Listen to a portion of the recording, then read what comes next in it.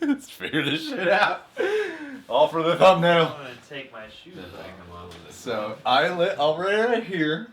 Okay, and then Then Andrew gets on top. You're gonna have to cover my crotch, dude. Face. I'm gonna bear back though. I feel bad for Gregory. Judge and be up. Oh man. Okay. Alright, come on top. We can see Spider-Man in the background.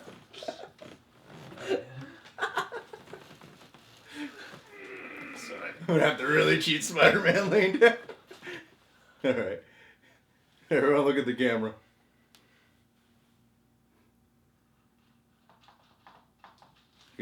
Pose? Yeah, pose. 1, 2. Ah, this is nice. It's good to have land. I have to fit Spider-Man up there. Really We did it, everyone. Come on, I'm getting hard. Alright.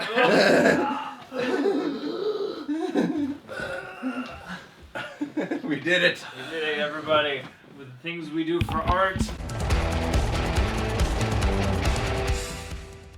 What's going on, Reject Nation? I'm Greg Alba. I'm John Humphrey. I'm Andrew Gordon. From the Movie Source channel. Saying his last name now. Hell yeah. Yeah. So guys, we spent about an hour making our notes so we can try to be as efficient as possible here. We saw this last night with Andrew. Andrew saw it again today, actually. Dedication. Dedication indeed. And he wrote down like a lot of Easter eggs. And so as we were making our notes, we wanted to write down only the scenes we felt like touching on, as well as throwing in the Easter eggs when those scenes come up. So it's like we're going to do the spoiler review while inserting the Easter egg knowledge, and pretty much 99% of it came from Andrew's observations, not from John and I. So that's why Andrew's in the center today, because he no doubt has the most knowledge on the film more than we do right now. Thanks for the credit, Greg. You helped out a little too. Very little. We just organized some notes. So we got notes here. We're going to be looking through them. Let's get to it. All right. So online they released, they said the first 4 minutes of Spider-Man Homecoming, which is actually not the first 4 minutes. The first 4 minutes of this film, first like 5 to 10, is actually a prologue of the film that I thought was really interesting. It's you see Michael Keaton's character, Adrian Toomes, and the events after it takes place like right after the events of the first Avengers, when the incident occurred. Battle of New York. The Battle of New York occurred, and he's trying to pick up all the scraps from all the alien wreckage and whatnot.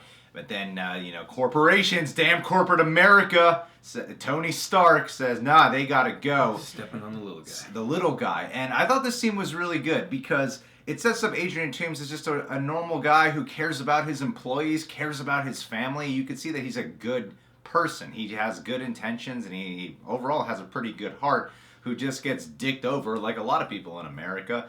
And now, the straw that broke the camel's back. The straw that broke the camel's back. And a big theme, and I noticed in a lot of superhero movies, has become the consequences of destruction. The consequences of when heroes come out to save the world. And here's what's happening there is how this villain develops. And then they cut to like 8 years later, where now he's been developing all this technology. He pretty much has the Vulture suit already assembled. And he has some big plans in mind. Big plans. Now, Andrew, why don't you get this out of the way? Get your riff out of the way about the whole 8 years thing. All right, so really quick, this movie is, like you just said in the prologue, it was set in the Battle of New York, which takes place in 2012, the same year the film came out. Now, they said this is 8 years later, which means 8 plus 12 last time I checked was 20, right? So 2020, so 2020 is when they're saying this is. Well, they also... Math isn't an exact science. Yeah, right? Well, they also made mention that this is a couple months after Civil War, and Civil War took place in 2016. So how could it be 4 years later and Peter Parker is 15 in 2020? That makes no sense. My guess is the guy whoever was doing the editing, or whoever does that, the font of 8 years later, he just made a complete mistake. It should have been 4 or 5 years later. Well, there were 6 screenplay writers on this. One of them's bound to make a mistake. The Vegas Seems weird. It wouldn't slip by somebody. It's not that hard to change a title. Yeah, well, one of them made a mistake. What did you think of the prologue scene, John? Oh, I thought the prologue scene was great. I mean, I really liked everything they did with the Vulture, and I thought that was a great foundation to lay, and it was a very relatable, understandable situation. You felt for the guy, and really pays off a lot of the things that come back later. So the way the movie started with him, I thought is terrific, and it was cool to start the movie off in a place that was different than I was expecting. You know, Absolutely. Started out with the Vulture instead of Peter Parker, and then let that, let the vlog piece that comes later be that much more surprising. I think the reason why we're touching so much on the prologue is because it sets up a supporting character more than a villain. Mm-hmm. He feels like the main supporting character as opposed to just being the villain territory. But Which is good. Already from the prologue, I know you had some Easter eggs you noticed, or even possible Easter eggs. Yeah, and just really quick before I go on the Easter eggs, I just want to add, I loved what you guys were saying. They did make this a sympathetic character, and I know that's something that they've done in a lot of the Spider-Man films where, the villain is not totally evil and doesn't want to rule the world and kill people. He's a victim of circumstance. So I did like that they did that, and I really felt Michael Keaton's performance was incredible. And I know Marvel sometimes has this reputation of not having the greatest villains ever, but I really enjoyed him as the Vulture. He was very menacing and threatening with Spider-Man, so I really felt his performance. And like I said, I'm not agreeing with what he was doing, but I understood why he did what he did. You get his motivation, and he's a villain that clearly thinks he's doing what he's got to do. He's doing the right thing for his people. And that first 8 minutes really sets it up well. Definitely. Just the Easter eggs that references I kind of noticed. We see the Leviathan there from the Battle of New York. That was the same Leviathan that Hulk and Thor were on when they took it down into New York Central Station. And then Hulk punches Thor right out of the way, so that's that same Leviathan. That was a really cool moment. We also got to see one of the characters we got to see was Phineas Mason. That's the Tinkerer, and we get to see him obviously playing not an extended role, but kind of the guy who builds the gadgets, which is supporting character. Yeah, which is what he did in the comics. He's got like a super genius level of in terms of his brain, where he can just build something out of nothing and just turn it into engineer. Yeah, he can just turn it into really cool stuff, which is what he was in this film. I also liked his humor in the film too. I thought he was very funny, like when he was answering his text messages and saying, I'm a character of nature," something like that. But I thought that was cool. Curious by nature. Those are all very nice touches, and then when the film has the vlog that Peter Parker is creating, they released that whole thing online, which I did enjoy watching. I did a reaction to it. But it does work even better in the context of the prologue plus the Marvel logo, and then having that there. Because it just smash cuts to a film by Peter Parker, and you're just not expecting that. Even as someone who saw the footage, I wasn't expecting that to be the very next image. Yeah, my brain skipped a beat for a second when that came up. And that was I didn't see that footage, so that was so much fun to watch in the theater and to see going from the prologue to that. It almost jarred me when we jumped back into real movie mode. Yeah, because it was it's an interesting way to structure the film. Set up the villain, and then you're continuing your reintroduction of Peter Parker from Civil War and picking up the events.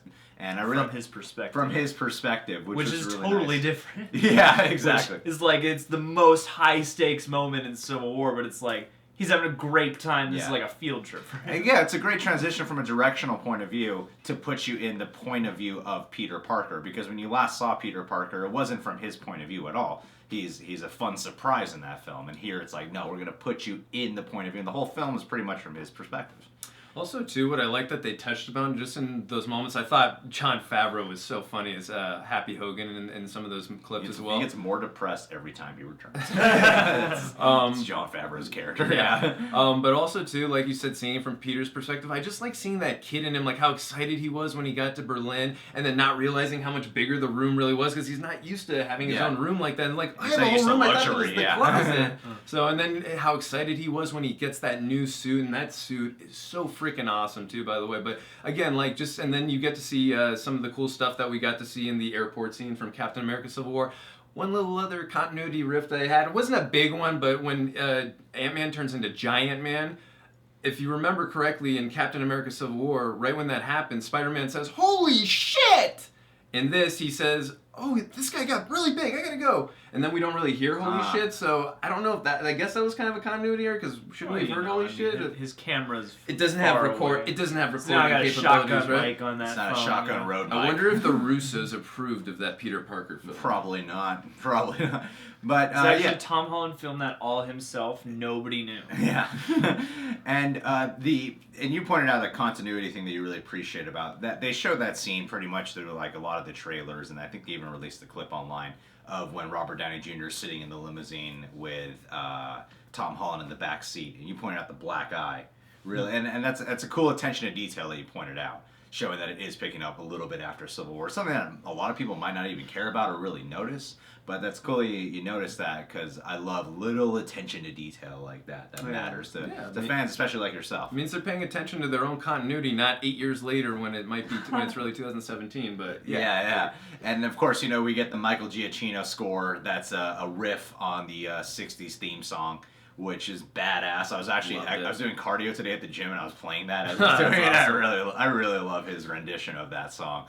I think it's badass. I mean, a lot of people are saying, I hear a lot of people all across the map really talking about like Danny Elfman's score still being the best. I'm not here to compare, but there is a certain love and enthusiasm that just naturally comes as this feeling like a really big fan film of Spider-Man as well. I agree, and also too, just really quick note, I believe Michael Giacchino composed Doctor Strange in last year. He's working a ton lately. And a lot of these big tentpole stuff. Yeah, The Mummy.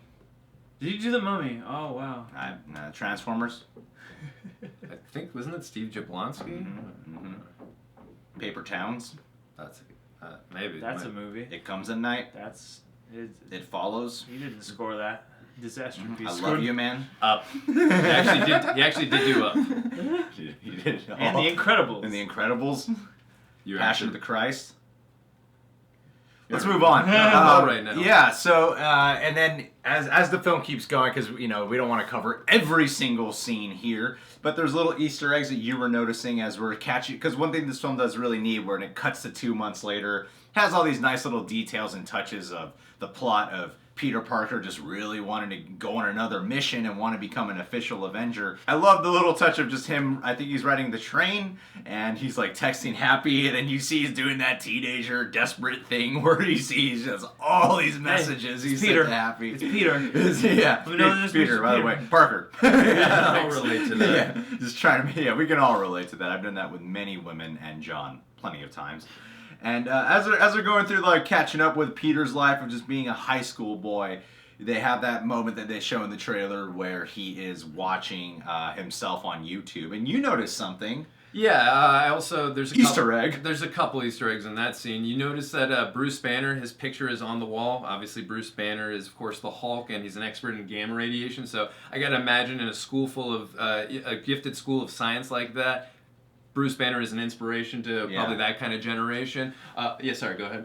And I'm setting up your next possible Easter egg, Andrew. Thank you for letting me do that. Thank you for the setup, Greg. But yeah, the next one that I kind of noticed more today was the teacher mentions when Peter gets the question right. She says, "See, Flash, being fast isn't everything." I kind of feel like that was a little bit of a Easter egg to Whoa. It's Flash. Sorry, Flash. According to your notes. Oh, my bad. Andrew. Jeez. This guy, see, he's got the eyes of the details. I got everything. All right, I'm going to go pull up the script and see who's really So I guess it's Flash. It seems fast isn't everything, but also I remember too in some of the other Spider-Man films, the Tobey Maguire ones, they've mentioned DC characters where Tobey Maguire said Shazam in 2 films, in Spider-Man 1 and 3, and also Rosemary Harris's Aunt May. When they were in the hospital, she says to Spider-Man, "You're not Superman." So they kind of do make some DC references here and there. It might happen. They're referencing the fact that DC just, doesn't take their time. Yeah. And fast isn't everything. That's funny. A little jab there. That might actually, now that you say that actually might be Might be it. Kevin Feige, he's taking his stabs. John figured out the jabs. Let's get that Flash solo movie first. And some of my favorite moments of this film that we mentioned are non-spoiler are all the things that seem semi-spoof, but are also answering questions to things that you've wondered, how does Spider-Man deal with situations like this? So they have this scene where it takes him a long time to get the suit on when he's like getting changed in the alleyway. Where does he put his backpack? He webs it. It's like a little cool touch where he webs his backpack really quick to the wall. He's always losing that damn backpack. He takes a long time to get undressed and get his clothes on. And you pointed out to me something that Tom Holland said with Back to the Future, John. Actually, I pointed out something in reference to the Easter egg that Andrew brought up. So this is really like just Andrew's video. Team effort. Yeah. Because, you can at least draw at least a little parallel between, the way his suit kind of vacuum seals, kind of like the size adjust on Marty's jacket. And Tom Holland did say that he wanted to be this generation's Marty McFly. So... yeah. Maybe a little self-awareness there. And after you told me that, I'm like, that is probably the word I would have used the words I would have used to describe Tom Holland. He is the Marty McFly of the cinematic universe. Yeah, totally. Kind of the anxious, on edge, kind of high, cracking voice the whole time. Yeah. Doc. And what do they call the school news, John? You would know the right word for that. Oh, I don't know. Just call it the school news. Did you have school news at your school? Well, we had, during homeroom, we would have just the video production class. Yeah, the video production class, yeah. I love the touch of that, with the two anchors talking to each other. And they felt like real awkward high school kids doing this. With, like, the kinds of graphics and green screen effects that you would see at that level. Yeah, but...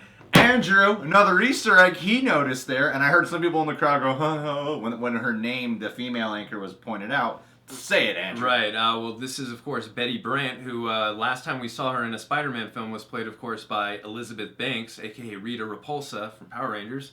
A.k.a. director of Pitch Perfect 2. A.k.a. supporting role in Seabiscuit. A.k.a. showerhead 40-year-old virgin. Sorry. Good roll. Good roll. We're here to do that, Andrew. You do this. But yeah, Betty Brant, like I said, last time we saw her was, of course, in the Tobey Maguire series played by Elizabeth Banks. Also, if you know anything about this character, I believe she was the first girlfriend of Peter Parker in the comics. Also, she is the secretary of J. Jonah Jameson, and she also marries Ned Leeds in the comics, who is the third Hobgoblin. I don't know if this is Ned Leeds. I know this is speculation. Yeah, it's speculation because they didn't really mention his last name. We know his name is Ned. Obviously, he's playing a little bit of a version of Genki. I think it's Genki Lee from Miles Morales' best friend in the Ultimate Spider-Man universe. So he's got a lot of touches from Genki Lee. But I mean, it could be Ned Leeds, so that's something maybe to speculate on. Absolutely. And you had a note that you wanted to point out about it not being a public school. Yeah, good point. I came up with that point. Yeah, go for it. It was good, Greg. I want to point that out, man. I came up with the idea to remind you about the point. That's true. John did do that. We're doing our part. You go now. Anyways, yeah, I did notice that in the other versions we've gotten of Spider-Man, you notice that he's in a public school, and in this version, it's more of a private school setting. And he's there on the Tony Stark scholarship. So I thought that was really cool. Not only how he has an alibi of the Tony Stark being the intern. That's what is a good alibi for him for lying to people about where his whereabouts are. So I like that in the whole contention of this. And also, too... it actually adds, and now I think about it, it adds weight to the importance of him being in school because it's a private school. Because I think naturally our minds will take a private school much more serious in terms of the academic stuff, as opposed to being in public school. Yeah, and I agree, because like you just said, if he gets kicked out of a public school, I mean, that definitely would suck, but he can just go to another public school. Like, this is a very rare opportunity for someone in his money range and for the amount of money his aunt makes. So I think, it's definitely a great opportunity that Tony's given him, and Tony doesn't want to see him blow it. So I like that was a big contention of point of the film, how Tony is such a mentor in this film for him. Absolutely. Hey, John. Remember that deli scene? I do, yeah. What did you think of that scene? I mean, I like that scene a lot, and that scene exemplifies something I appreciated about this movie a whole lot, which is, you get a sense for the community. Absolutely. And it's kind of Peter doing an everyday sort of thing, having a little rapport with just somebody from the neighborhood who's not a huge part of his life, but is... someone he's going to end up saving later. And it makes sense. I think it adds to the whole theme of him being the friendly neighborhood Spider-Man, because it's more than just him being another hero addition to New York City, part of the MCU. It shows that even as Peter Parker, this is his neighborhood. Yeah, you know? yeah. He goes, he gets a sandwich. He chats with the guy at the counter. He pets the cat. It makes it more personal for him, being a hero there. And also when he's talking to Mr. Delmar, the guy who's in charge of the name, you got to get that name right, man. But yeah, when he's talking to Mr. Delmar, I love the interaction where he's like, he thinks he's sneaking off talking about his aunt in Italian, and then Peter Parker comes back with a good quip like, "How's your daughter in Italian?" Like, I love that little interaction, because it not only shows that Peter Parker, obviously he's very intelligent, he knows different languages, but he's willing, he's like Spider-Man, he's willing to come back with a funny quip at you. Absolutely. So I love that. It felt like it embodied the character of Peter Parker and Spider-Man's little touches like that, little moments like that. Yeah, and before the bank robbery scene, possible Easter egg. Ain't that right, Andrew? According to our notes. Yes, there is a possible one. This is just speculation. I don't know if we're going to call it an Easter egg, but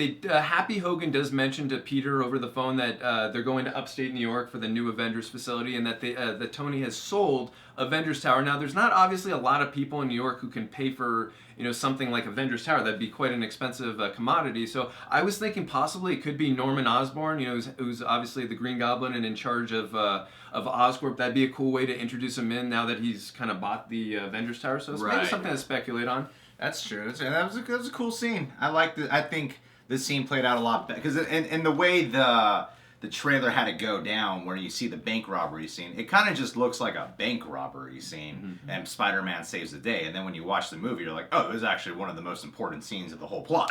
Yeah, they hide a lot of stuff because that scene becomes a pretty big intro for the firepower that the Vulture's supplying the criminals in the area with. And the stakes of destruction felt apparent right when the deli got destroyed, because I was even concerned for Mr. Delmar. I was concerned for the cat, man. I was concerned for the cat too. This guy can't stand watching animals die. Don't do it, filmmakers. Don't. And then when we're in Act 2, now that's like Act 1, we're done with I'm sorry, I gotta point out something in the bank robbery scene. He does mention to Hulk, or fake Hulk and fake Thor. He says, "Hey Hulk, Thor, nice to meet you guys." This is a reference to Captain America Civil War, where Hulk and Thor were missing in that film, and Spider-Man did not get to meet them, so I thought that was a kind of little throwback to that, which was funny. That's why you're the Movie Source channel. And now that we're in Act 2, now we are. You have the reference to Uncle Ben that you noticed that I actually kind of just flew over my head. Yeah, so when Ned has finally discovered Peter Parker as Spider-Man, kind of said, "I'm going to level with you. I don't think I can keep this a secret. Like, this is the greatest thing that's ever happened to me." Yeah. And then they're going through that whole interaction. He's saying, "You can't tell Aunt May, with everything that Aunt May has been through." That's a reference to Uncle Ben. They didn't really make any references to Uncle Ben by his name, like Uncle Ben. But they make little subtle touches, and also in Captain America Civil War, he said, when bad things happen and things you could have, something like that, I'm butchering the line, but when he was talking to Tony Stark, who was recruiting him, that was, of course, a reference back to Uncle Ben, too. So I like how they make little subtle references to Uncle Ben without actually saying Uncle Ben, because we've seen that whole plot and storyline in the Amazing Spider-Man series and the Raimi series, so nice little subtle touches there. Absolutely. John and I did a reaction to the scene when Ned discovers that Peter Parker is Spider-Man, so we have our commentary there already. But I like how it all proceeded after that, how it affects a lot of the tone and the chemistry and the vibe of these two characters. They have this really great montage of Ned pestering Peter with questions while they're at school, while Peter's just trying to concentrate on doing his homework and do his assignments while getting through the day. But Ned just, all he cares about is knowing more about what it's like to be Spider-Man. Because you can see like Ned kind of has this envious but enthusiastic vibe about it. And there were some Easter eggs in there too, Andrew. That I guess that's my cue. Yes. So some of the ones I noticed, he says to him, can you bring in an army of ants or arrange an army of ants? Something like that. I'm butchering the line a little bit, but or spiders, sorry. It really should have been ants because that's who he's referencing, Ant-Man. So I thought that was a little bit of an Ant-Man reference. He also says, do you spit venom? Kind of thought that was a little bit of a Venom reference. Obviously, we know Tom Hardy has been cast as Venom, and obviously Amy Pascal kind of butchered explaining if, whether that was connected, but Kevin Feige and Tom Holland kind of cleared the air and said that they're not connected, which doesn't make me happy per se. I don't think we're ever going to know the truth until those movies. I think we should stop talking about Homecoming and spend the next 25 minutes just talking about Venom. Topher Grace, bring him back. Just kidding. Hated that. You know what I got a kick out of in that one scene when Ned first discovers him is the fact that Peter's in his underwear for most of that scene, and Aunt May comes in and doesn't bat an eye at just the oddness of that. It wasn't situation. like let's make a gay joke. Let's make yeah. It's like it was almost cool that they just didn't. Yeah, she she just makes a little quick crack. You should probably put some clothes on. Yeah. Because I'm like, teenagers are gonna just do that. I also thought too, like, didn't he just drop his Spider-Man suit on the ground, or did he throw it? It kind of happened so fast I didn't really notice. I thought he might just not have noticed. Yeah, I don't know. They also, one of the I think it was one of the history teachers was talking about the Sokovia Accords, and we all know that the Sokovia Accords, it was the backbone of what pulled the Avengers apart in Captain America Civil War. So that was a nice little reference. And just really quickly adding on to what you said about Ned, the discovery of him finding out Peter Parker. What I love about that is it's nice that Peter can finally confide and talk to someone about, his powers and stuff. Because you gotta imagine, I think Ned laid it out best. What's it like being so famous and no one even knows about it? Like, it's nice that he has someone he can talk to about it, and the guy in the chair, like, I love that. It's nice to have a Spider-Man that doesn't have to be all alone. And they've got great chemistry together. Their interactions, it's so much fun, and they're so great together. They're interesting. They're funny. Their lines of dialogue are. I was laughing out loud quite a few times. They feel like real teenagers. Yeah, and I love that moment too when he opened the locker and he's like, "You want to build the Death Star?" And the girl's like, "Ew, gross." He's like, "Yeah." Like the excitement. I'm like, "Yeah, this is like us when we were growing up." John, Captain America PSA'S. Why don't you talk about them? Oh man, well throughout this movie there's a through line of these just little So great.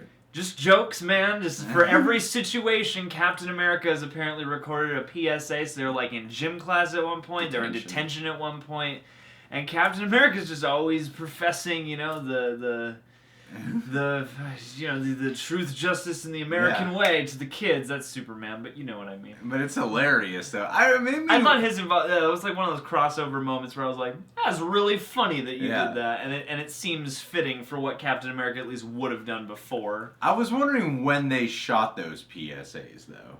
You mean in the terms of the story in the movie or in real life? The timeline. Oh, well, yeah, no, that I can tell you. That suit that he's wearing is clearly the suit from the first Avengers film with Joss Whedon. It's actually my least favorite Captain America suit. Did they have color then?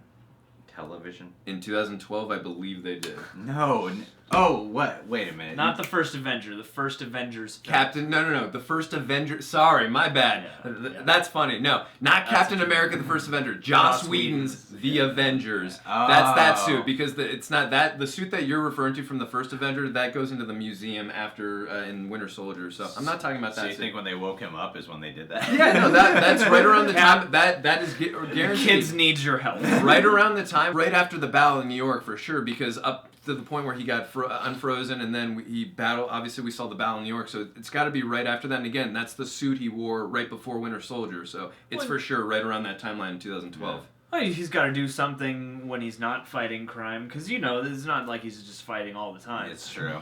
And I liked Hannibal Buress as the gym coach there. It was so funny. Pretty sure this guy's a war criminal. Yeah. But whatever. Yeah. So hysterical. And he also said, Cap said, and your gym teacher, that's me. Yeah. And he's standing on the wrong side of the TV. Yeah. It's just like little touches like that. Like, even the jokes got jokes. Yeah. And when they're at the gym and Tom Holland's doing his crunches, and you're like, yeah, that makes sense. And when he's doing the crunches, I love the moment when they're overhearing, because it seemed like Liz Allen. When they hear Liz Allen talking, they're all talking about, like, do you think Spider-Man's cute? And she has a little crush on Spider-Man. That whole scene and what it leads into was perfect to me, because it was like, this is them taking advantage of him being in high school. This specific moment right here. Not just, I'm trying to balance homework and all this stuff with it. It's the social situations and the pressure of, because I like the idea of him feeling pressured to reveal himself so he can get the girl. Because I'm like, damn, when I was younger, and sometimes now, I imagine, like, man, if I had superpowers and I want to reveal that to the girl I'm crushing on, like, how cool would that be? Yeah, there are a lot of those, like, coming-of-age trials. Yeah. Especially, that's some of the richest stuff in the high school scenes, is the social qualities. And some of the intense, like, consequence moments for me, when I would be like, ugh, or like high school moments, when Ned says, Peter the Spider-Man. I think both you and I, you did that, and I was like, oh, no, dude. Yeah. Because you guys were doing that, you didn't see me doing that too. Yeah. Hear no evil, see no evil, speak no evil. You don't see that coming when he does that.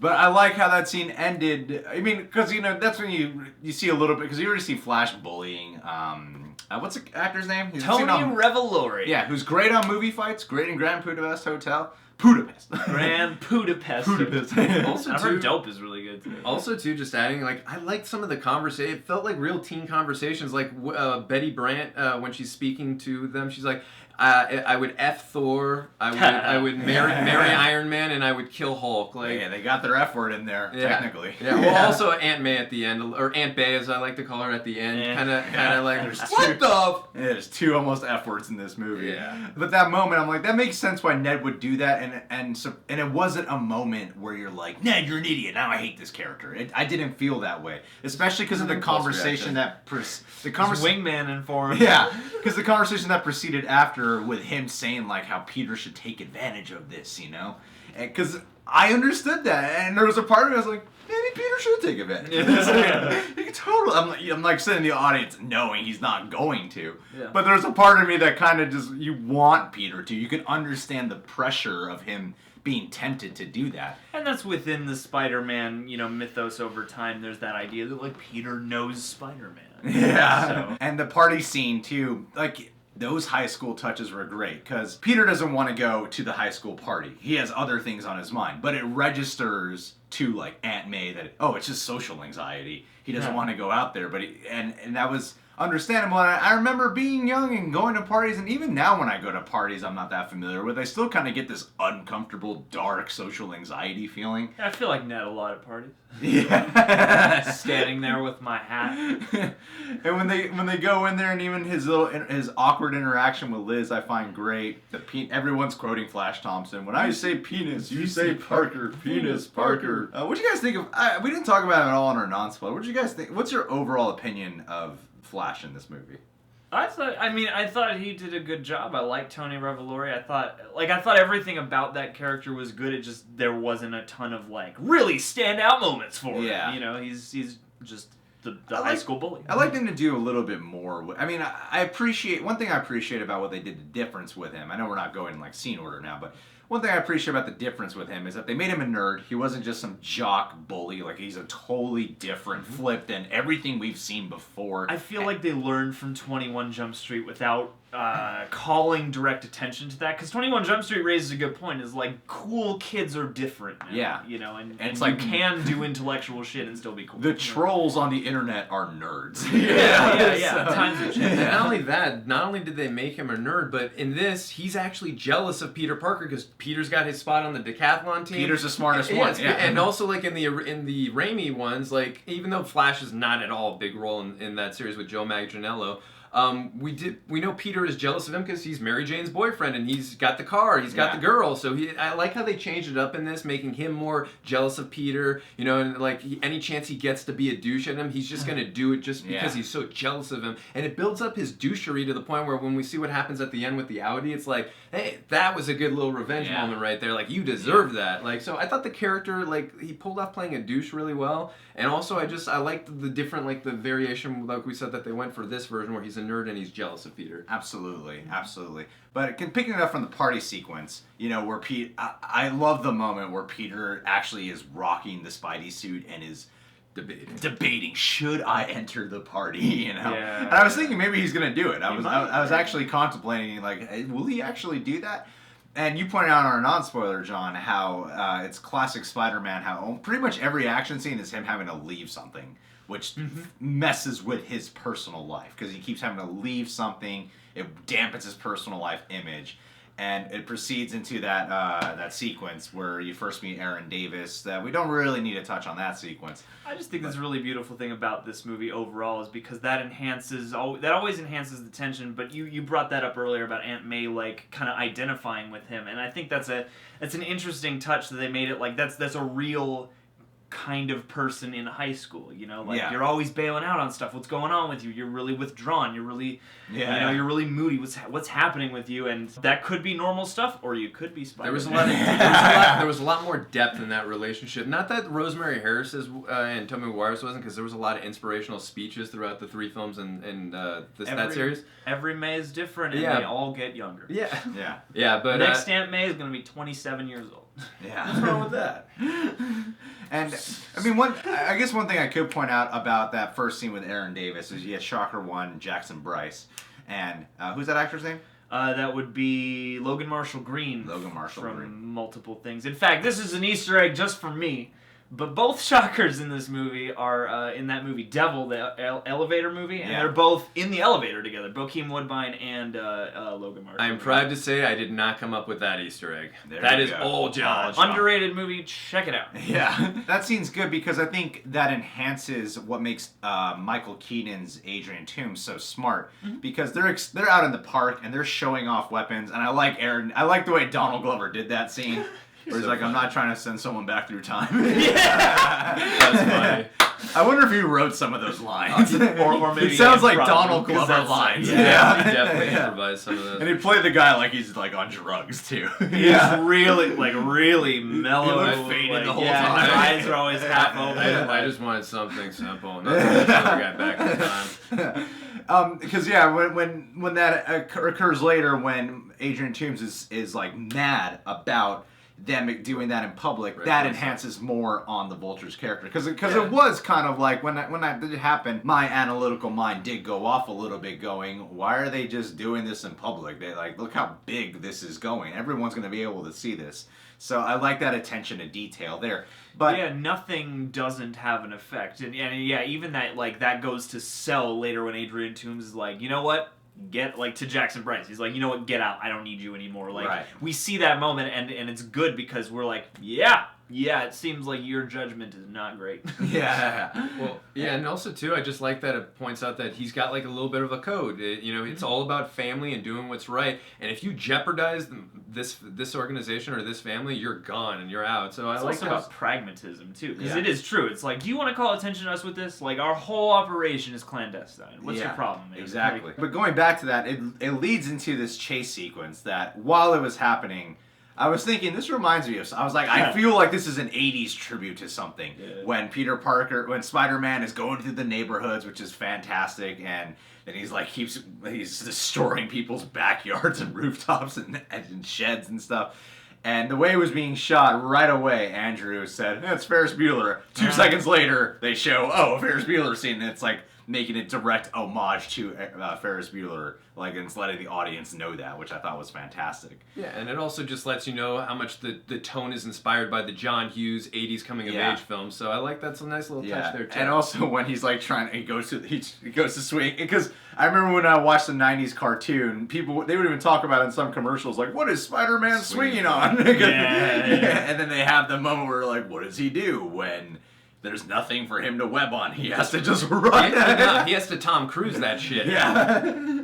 Yeah, that was fantastic. That might have been Tom Cruise in that Spider-Man suit just for that scene. Just for that scene, yeah. Maybe, we don't He makes know. a little cameo. best runner in the biz. Yeah.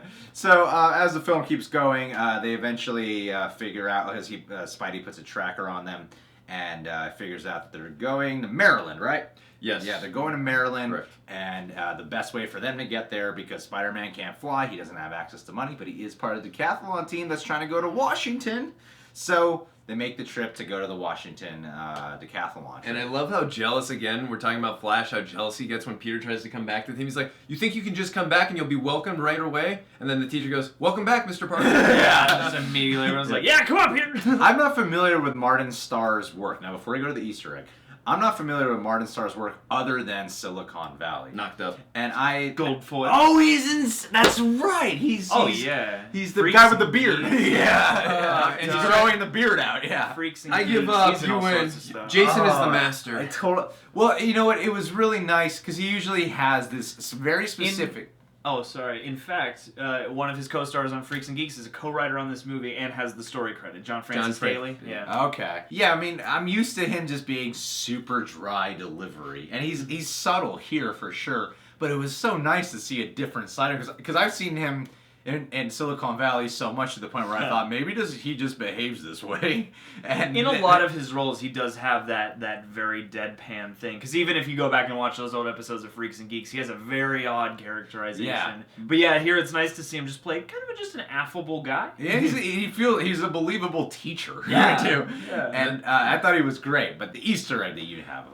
Well, yeah, I mean, this is kind of speculative, but what's not speculative is that he was in The Incredible Hulk, and Edward Norton, when gives him a piece of pizza, he's credited in that film as the computer nerd. could be maybe that he graduated after that and then became a teacher because this is in the same universe, or this is just a very big coincidence. So I thought that was kind of interesting that he's also Incredible Hulk and in this too. So kind of interesting. And one other thing that was kind of interesting, like, I mean, you put it best, like he's just a very like subtle teacher and all, but there was that one line where he's like, when they kind of survived the Washington Monument, which we'll go into, where he's like, a kid can't get injured on a school trip again. Or something like that. What's going on afford there? to lose a student on a school trip. Yeah. Again. Yeah. Or something like that, yeah. Like, that was like, oh, did somebody die on the last Decathalon? Yeah. That was fantastic, because he doesn't really get his dark humor in there, but that moment he got to have a dark humorous line, which I really did like. Well, it's nice to see him almost in a kind of a role instead, you know? Instead of just a jerk. Yeah. Poor guy. Yeah. So yeah, as the film keeps going, when they're at the hotel, you know, like, as much as we can spend time touching on these moments, we don't want to, like, spend too much time to this stuff. But I like that, you know, they're staying at the hotel. I like how Liz was this character who seemed to like Peter, you know, and wants him to get involved. And I like how, and going back to this point that John and I have been talking up, how every time he can't do a personal thing, it seems like it seems understandable, because people always misinterpret it for something else. Yeah. That, oh, he's shy, or he gets too consumed with his studies, or, you know, something.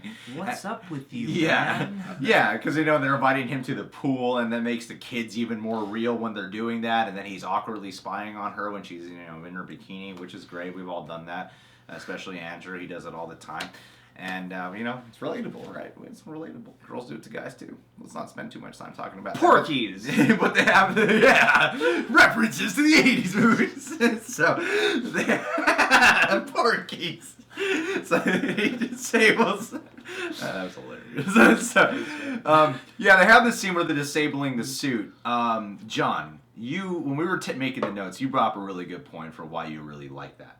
Oh, yeah, I mean, because that whole thing informs so much of the second, just the middle chunk of this movie, because in trying to hack the suit and basically take all the training wheels off and get out of Dad's shadow, basically, you know, his new father figure's shadow, that gives him this whole new set of obstacles that he keeps having to deal with, you know, up until he gets stuck in the containment facility. So I thought that added so many layers, because, you know, we see in the trailer that, you know, he's at least got, like, different things with his web shooters than just, you know, zip lining around town. But this is like the controls and the options become overwhelming to the point that it's actually messing up his ability to take care of business. Yeah, stop the heist when he's trying to do it, And I thought about that for a second. I was like, when Ned's like, there's all these other capabilities, I guess we're just going to open them up. And I was like, I wonder if he's going to know how. And then sure enough, like the second something starts to happen, it's completely ruining his ability to do what he's trying to do. That's because, when he eventually makes his way to Maryland and he's about to stop the heist, at least the heist from going down, they have that hilarious sequence where the webs are not doing what he wants them to do, and then he's like discovering instant kill. Yeah, the eyes go stop the instant kill. And they has the taser mode, and they spread weird. I did like that because the movie, when he first disables it, it says it graduates to a next level. So you're like, oh, Peter just unlocked something. This is good for him. But then it starts to backfire on him. Oh, no. The second she said that, she's like, congrats on completing the training wheels protocol. I was like, oh, boy. You don't know what you're in for. But that was such a funny scene when he's trying to figure out how he starts ruining what is he, like, he destroys something with the tasers, right? Yeah, or he just causes the lights to go crazy. Yeah, and then also he falls on his face and he goes, what just happened? You just fell on your face. Yeah, there was some cool humor there too. Yeah, and I like for this movie, like in terms of the MCU, I like that they took advantage of bringing the suit into the world, because there are Iron Man things about it. He does kind of have a heads-up display with a lot of holographic imagery and options and things, but it felt appropriate to Spider-Man in this version of the universe. I was just about to say that. Yeah, it didn't feel too much or too little, you know. And in this incarnation of Spider-Man, I agree. Like, it makes sense. We've already seen the other version with Tobey Maguire and Andrew Garfield, where those suits were not capable of something like this. He didn't have Tony Stark as a mentor in those films, so I like how they're changing it around and making the suit, you know, with some Iron Man qualities in it. So I thought that was cool, and I love the heads-up display and the way, you know, he's able to use the suit. It was really caring character, like the female Jarvis. inside the Spidey suit was so fantastic. What a great addition. I'm not familiar with this character from the comics. I don't even know if it's in the comics. But I thought she was so fantastic. Enter Easter egg from Andrew. All right, so Actually, a reference to SpongeBob, the computer wife Karen. Okay. Oh, good call. Joke. So the voice of Karen in this is actually being voiced by Jennifer Connelly. Now, Jennifer Connelly... Beautiful Mind, 2002. I don't know. Directed by Ron Darkwater. So Jennifer Connelly in real life is actually married to Paul Bettany, who is, of course, the voice of Jarvis, and then now Wimbledon. Yeah, and also now he is Vision in the Captain America Civil War, Avengers Age of Ultron, etc. And also she played, of course, Betty Ross in Ang Lee's Hulk, so that's a nice little cool touch there. And she was really cool because that scene when they get trapped in the Department of Damage Control. How long have we been here? Yeah, I 37 minutes. I like that they had another like little montage where he's learning how to use all this stuff, and because it's Peter Parker, he can absorb this information really quick. Yeah. So I'm glad we didn't have to dedicate too much time to him figuring out the suit because it makes it much more enjoyable and it keeps the pacing going, and it made for a really nice moment where he's laying down, bored, and talking with Karen. How long have we been here? 37. And he's opening up about Liz, too, and he has this, like, female companion to open up to about his feelings. And she's, like, supportive, and they have an actual, like, little relationship together. Yeah. It's really heartwarming. And also, too, when he's messing up in the suit, like, I love seeing that, too, because it kind of harpens back a little to the first Iron Man when Tony Stark is first trying out all the Iron Man stuff, and he's messing up, falling all over the place. It kind of, like, harpens a little back to that, and I like that, because it's showing that the character is not right away capable of just using this, because it feels a little leaps of logic where you're like, how does the character already know how to use this so well? Well, and there's a whole theme in this movie about Peter being in over his head. The more Peter struggles to take control and to do the things that people are encouraging him not to do, the more difficult they get and the less control he has over it all. Okay, so in the Department of Damage Control, a couple of Easter eggs and maybe a possible Easter egg. Andrew, take it away! Okay, so some of the things I saw in there, Peter, when he's going through some of the stuff, we see he pulls out one of the Ultron heads. So that's what that was. Yeah. Okay. So that was pretty cool. Also, the Department of Damage Control, from the comics, it was actually co-owned by both Tony Stark and Wilson Fisk. Now, I know Vincent D'Onofrio is, of course, Wilson Fisk right now on Netflix's Daredevil. He is mentioned in plenty of interviews. He really wants to be the Kingpin in a Spider-Man film. Well, Kingpin is one of the main villains of of Spider-Man. Yeah. And in the 90s animated series and the comic book. So I've always wanted to see Spider-Man go up against Kingpin in a film. So I'm not saying they're going to do it, but this could possibly be a way to introduce, from a plot perspective. I think so, because of I was thinking about on the car ride back home today that in the way the movie ends of how he wants to be part of just the neighborhood, I'm like, well, you already got 4 other heroes in New York City right now who are specifically locationed there. And it makes sense if Spider-Man eventually teamed up with them. Daredevil is such a big thing, and how Wilson Fisk got his money and stuff is from the Battle of New York, the real estate, all from everything that happened. So you could really just push that in there with the whole damage control thing. So I think that would work out, but we'll see what happens. And let's face it, this Spider-Man tonally fits with the Netflix shows. Oh, for sure.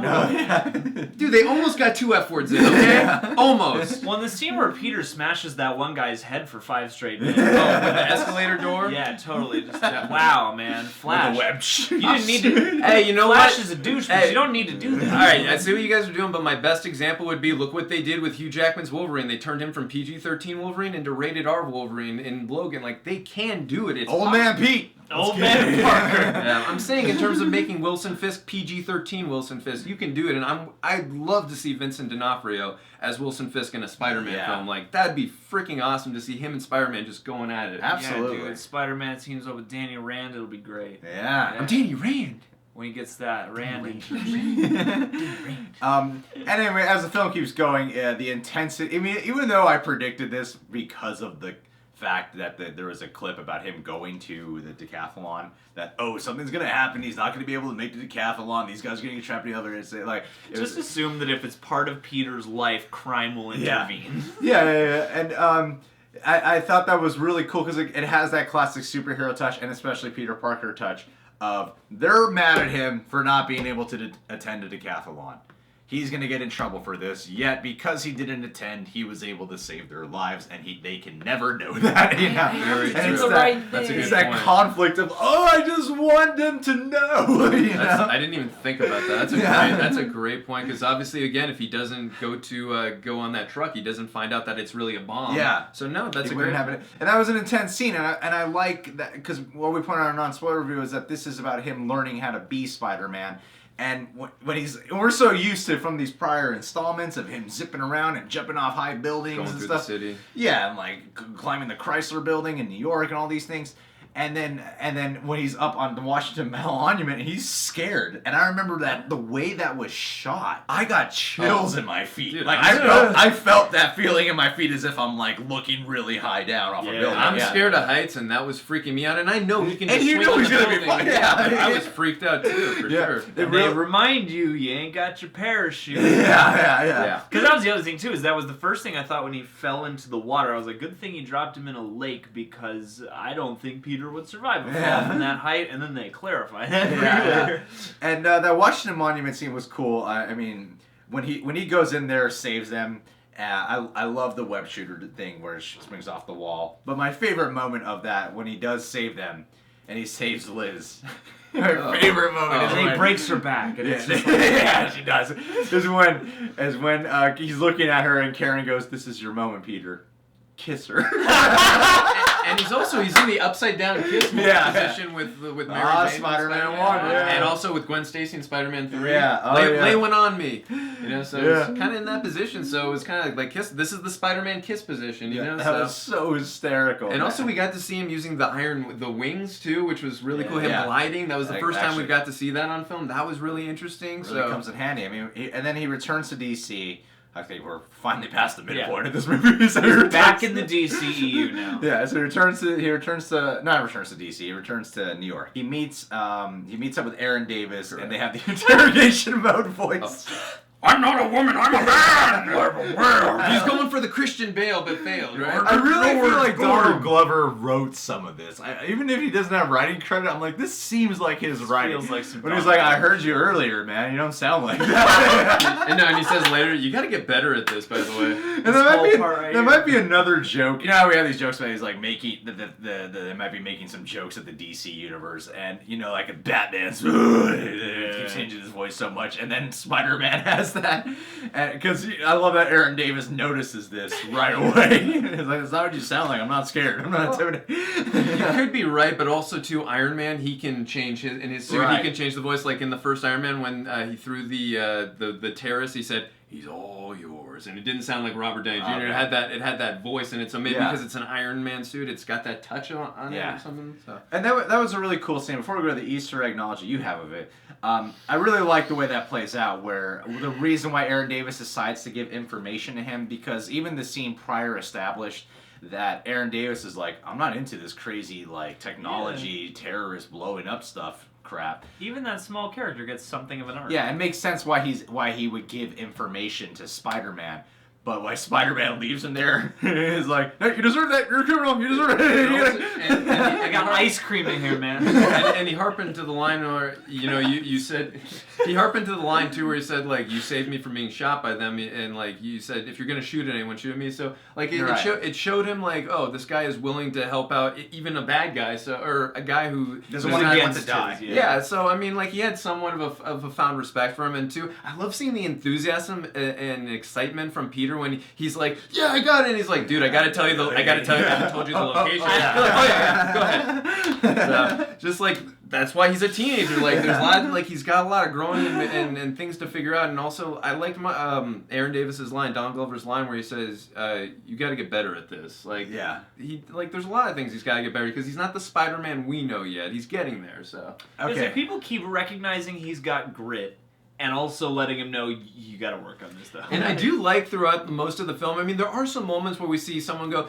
Spidey, do a flip! Yeah! And then, Spidey, go! Like, we see a couple of those, but for the most part, this is the first time really where I've seen a solo Spider-Man film when he's going by crowds of people and they're like, whatever, there's Avengers around, destruction everywhere. This is not a big deal. We didn't even talk, we had notes to talk about that. We didn't even mention how that montage when he is helping out people, how people don't even seem to really appreciate what he's doing. We got Avengers. Yeah. Because half the time he's kind of mistaken. Like, there's that whole thing with the guy's car. Yeah, he keeps making mistakes. It's my car. Yeah, it's my car. It's my car, dumbass. And everyone's getting mad at the Stan Lee cameo. And really quick, just mentioning about Stanley, I just want to say that it's very sad what happened with his wife, Joan Lee. She just passed. And also, she was also, if you watch the 90s animated cartoon, she's the voice of Madam Web, who is the mentor to Peter Parker in that dream fantasy world. So that's Joan Lee's voice. And I love, Madam Web's one of my all-time favorite characters in the Spider-Man mythos. So I was very saddened to hear him. Oh, and again, there's no... Hey, if it happened on this day, that's okay. But the fact that it happened the day Spider-Man came out just like really made it extra sad on top of it. Absolutely. Well, you know what? It's a film to be proud of for sure. The Lee family should be proud of. So, yes, prayers go out to her. The Easter egg. A few of them in there. There's a few there. Why don't you do this one first? And then we'll go into Aaron Davis. Yeah, right. Good one. So Aaron Davis mentions in one of the interaction in the interrogation mode or somewhere in there, he says that there's about a demon in a psycho in a demon costume.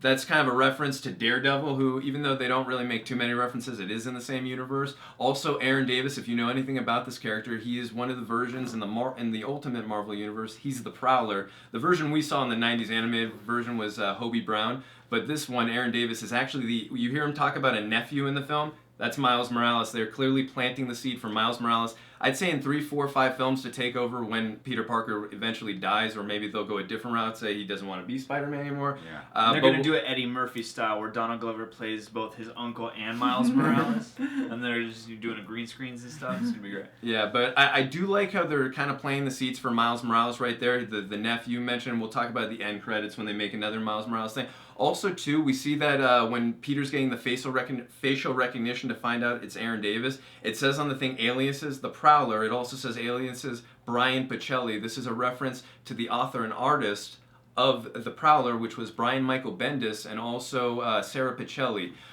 So I thought that was really a nice homage and to them, and they're the ones who came up with the character of Miles Morales and other characters in the the Ultimate Marvel Universe. So that was really cool. I noticed all that. I know you did. And Andrew just stole my point. Sorry about that, man. Hey, this is Hollywood. If you want to get ahead in Hollywood, you steal other people's ideas. That's true. Fast and Furious. Works every time. And then, the famous scene that was really promoted all over the trailer, that the trailer kind of ruins a lot for, if you remember the trailer, the ferry scene. That did break the tension. It did break the tension. It was still cool. It's absolutely cool to watch. It's really well done, but it does ruin the tension, especially when you know exactly how it's going to play out. It's kind of like... The charms of that scene, at least for me, came in just the extra things, the extra details and the extra things you get to see Spider-Man do and then the features of his suit he gets to use, like those things make it nice. And then they had the sequence. We'll go with this one about Peter lying to Tony. You can talk about that. Yeah. Oh yeah, and really quick, I just want to say, just saying what you said about the trailer, like it kind of harpened back a little also to Wonder Woman being revealed in the Batman v Superman where she saves Batman from Doomsday. It's like, great moment, you diffuse the tension by showing us that. So, I wish they would just hold back on some of the moments that they show in the trailers, because again, the whole movie is not ruined by the trailers, but there are some big plot points where that moment I found very much ruined, because I'm like, well, I know exactly how this is going to end when the ferry splits in half and Peter's not going to know what to do. Iron Man's going to show up, save the day, he's going to take the suit away. Right. It was like, man, so much of the movie was just ruined for me from that trailer. Right. No, I feel you. But beyond that, it's still good, and there's details there, and a couple of details about Peter lying about. And so when Peter is talking on the ferry to Iron Man, or to Tony Stark, and he says he's making up a bunch of lies like, I'm at band camp. He's like, that doesn't sound like band camp, and I thought you quit 6 weeks ago. That's what Happy told me. That kind of reminds me a lot of what Tony Stark did in Iron Man 1, where he's lying to Rhodey and Terrence Howard's Rhodey, by the way, not Don Cheadle.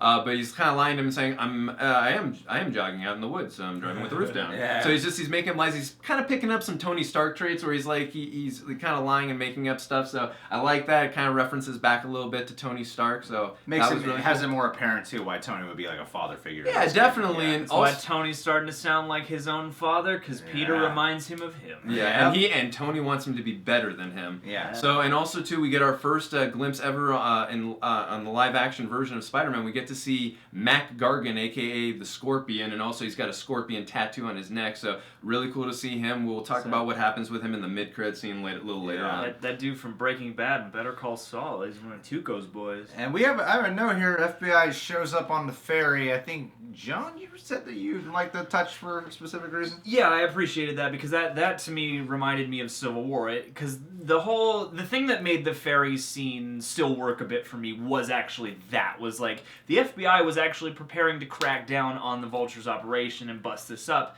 And we've seen this situation in, like a lot of cop thrillers and stuff like that, where it's like you bust in on a situation because it's like Peter knows what to do, but he doesn't know the whole context. And that reminded me of Civil War, the whole thing where Iron Man is trying to work with the systems that are in place, agreeing that we don't just use our all-powerful machinery to do whatever we want. We have to work with the system. And I thought that was a good callback to that in a way that wasn't intrusive and that showed Peter, you can't just rush into these things because we might have something in place. Yeah. Someone may have listened to you. Absolutely. And the scene when Iron Man does take the suit away from Peter Parker, we talked about it in our non-spoiler about how it looks kind of weird with the green screen, but I did notice it a little more this time. We don't have to go into detail about it here. But the scene itself, even though the point of that scene was kind of ruined in the trailer, it's still very effective when you're watching the movie.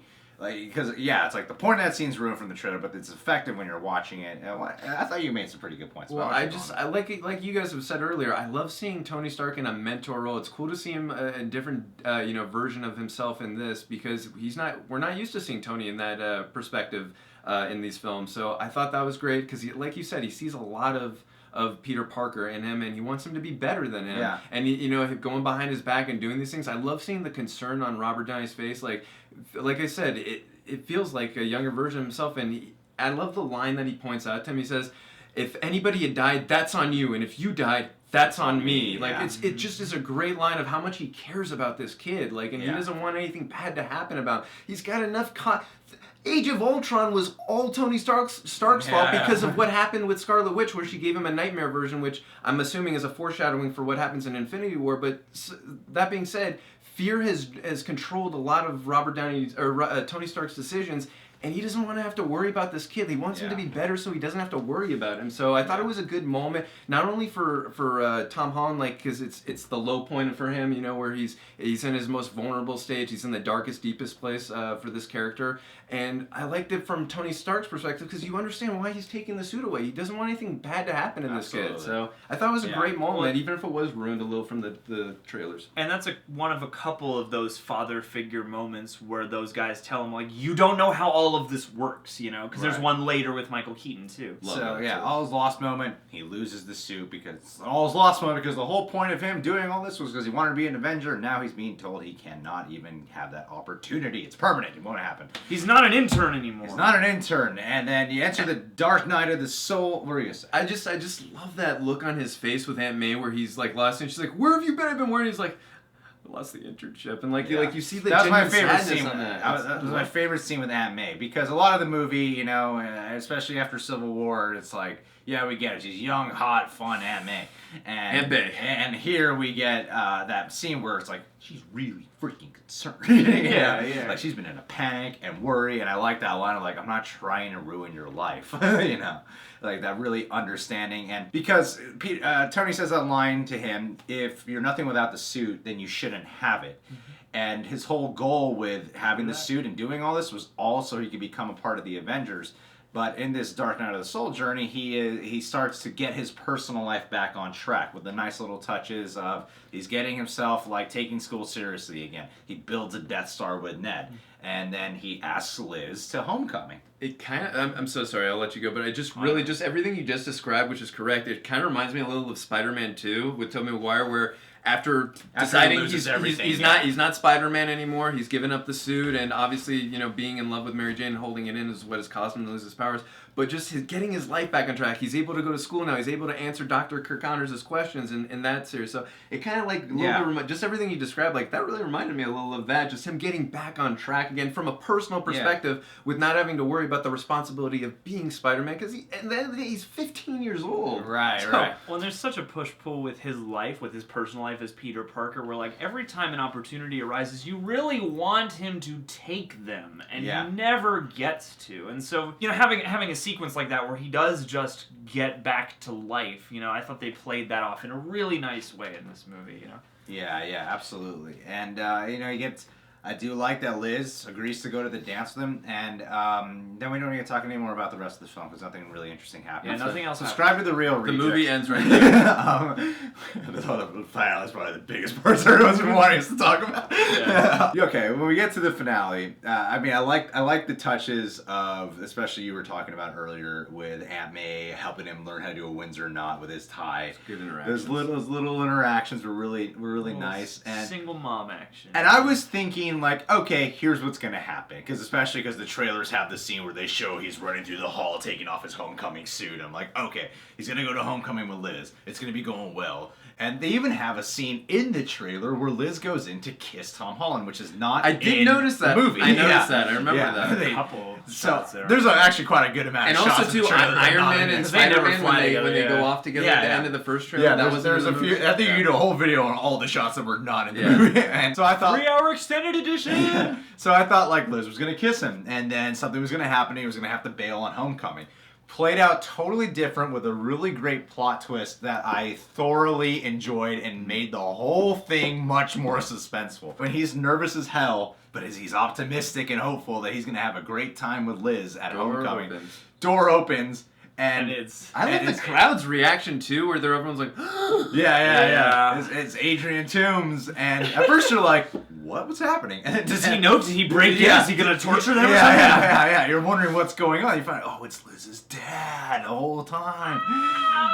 And the way that whole interaction was going down was great because you can see why Michael Keaton would perceive Tom Holland is just going through a nervous boy thing, meeting the parents. This is homecoming and all the anxiety of that. And I like how he's having fun with it because Michael Keaton's he's not playing up the sinister stuff, but he still seems a little sinister. You're right, playing with a knife. You're a little pale. You're a little pale. I like when she comes in the room with the corsage and Peter's like just doesn't. It's like there's just so much on his mind he can't be in the moment with Liz. He's really natural in that whole scene. He really does look like a dude who's been completely thrown off guard. But that car, when they're in the car driving, fantastic. One of my favorite scenes. One of the best scenes of the movie. It's so much tension in that scene. The build-up. And I love how cleverly Adrian Toomes is figuring it out, putting it together. And in the world of the MCU, it's not implausible to think that this kid could be a hero. With all the crazy supernatural stuff he's been witness to, of course, it's not going to be like, he's just a kid. So as that's playing out, I even like the little detail touch of Liz being he remembers his voice, too. Yeah. Oh, yeah, that's right. That was a good touch, too. I like that. Love that. I love that. Because you always wonder when you watch a movie, how does nobody recognize his voice? Yeah. Finally, somebody. And in this world where, like, superheroes and people with advanced abilities are more common, it would stand out if you heard somebody who sounded like a kid. Yeah. I was more talking, like, in Spider-Man 1, Sam Raimi's, when, like, he just had talked to Mary Jane Watson about getting a cheeseburger and then saves her 2 minutes later in the Spider-Man, so, like, he literally still sounds like Tobey Maguire. How can't you tell? Like, and then Tobey Maguire has kind of a distinct voice. Well, anyway, but with that scene, as he's figuring it out, I mean, there's a little possible Easter egg too when you said about the green light. I don't know if it's an Easter egg, but I really noticed it more the second time when he's finally discovered, Adrian Toomes has finally discovered that Peter is, of course, Spider-Man. First of all, he's got that look on his face of like, I just solved a big mystery. And then the light turns green, and the green is really like stuck on his face, and of course Liz has to say to him, "Dad, green light, go." Yeah. I just thought it was interesting how the green was really shining on his face, because green is such a big color for this character. From the green Jaguar to the green color of the Vulture suit. So I don't know. I just felt like it was kind of a little bit of a bit of a symbolism, kind of the green touches of the character. So I thought that was a little cool moment. Yeah, and he gives that threat to Peter in the car, which great. is scary. Let me give Peter the dead dog. Yeah, that was so brilliant. I thought he was going to do the Beetlejuice voice to him or something, intimidate him, or the Batman, kind of thing. But no, that was a really great moment, and you are wondering what Peter's going to do. Like Peter's given up being Spider-Man. He doesn't even have a suit anymore, so he can't do all these things. And that moment where he just finds Liz and tells her he's sorry and he has to go, that was so well done.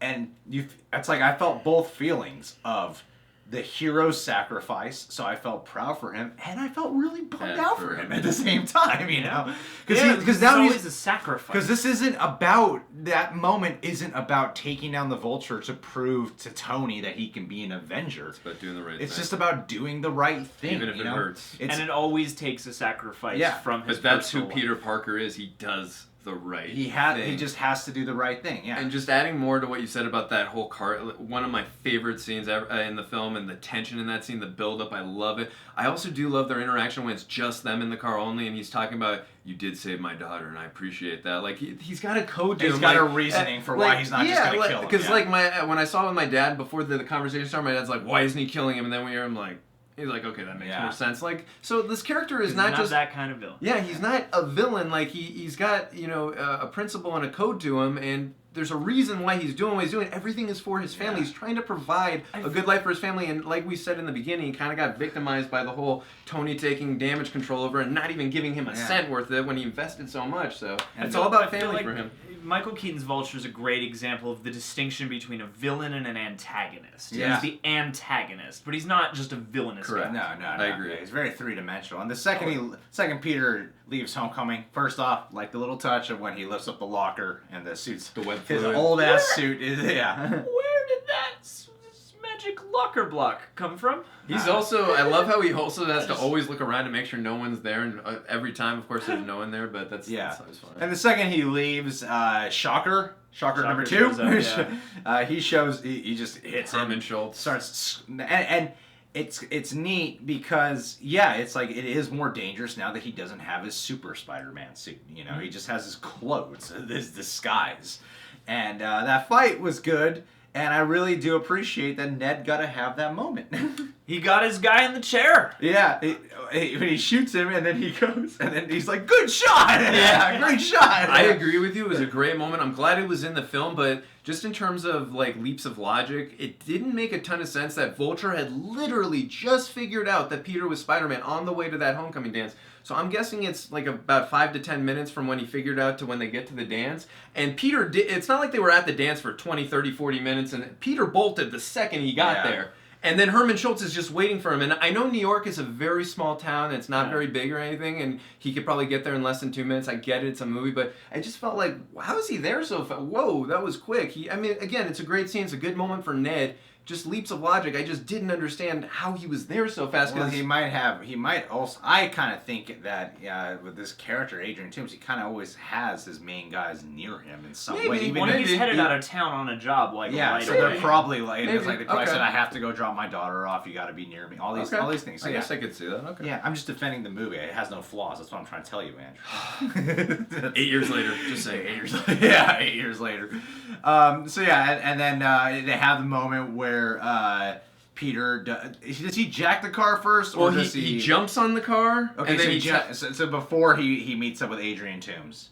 On the Audi from Flash. Yeah, the Audi commercial. That's really what it was. Well, and even that, I was like, it took me a second, and I was like, oh yeah, he doesn't know how to drive. Yeah, he's got no idea how this thing works. I feel like Audi and Acura are the biggest cars for Marvel Cinematic Universe. Well, what I liked about that scene was, at any moment, Peter could knock out Flash Thompson. At any moment.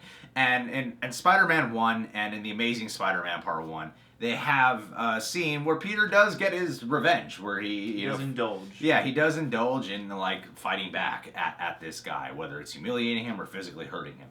And here, it's not perceived as that. it's not perceived as him getting his revenge. He doesn't even get this glorious moment about it, but he does get to have his little jab at him. He does ruin Flash's He does ruin Flash's day, embarrasses him in front of his girl, and You're then ruining him with his reputation with his dad.